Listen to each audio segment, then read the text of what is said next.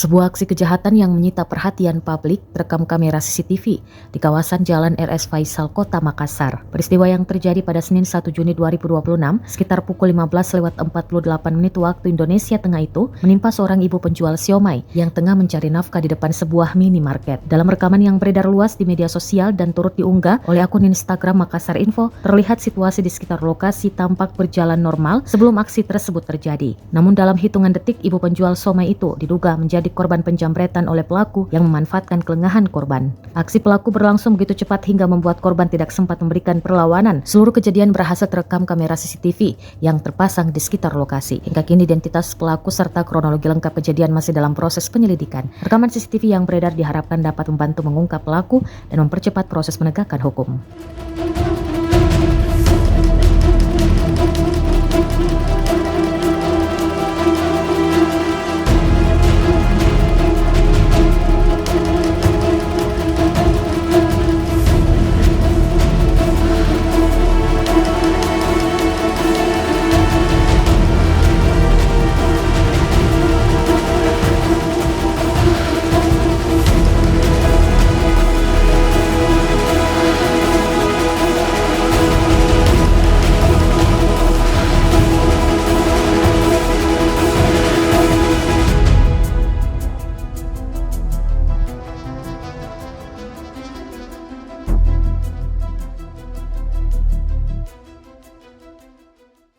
Download Tribun X sekarang, menghadirkan lokal menjadi Indonesia.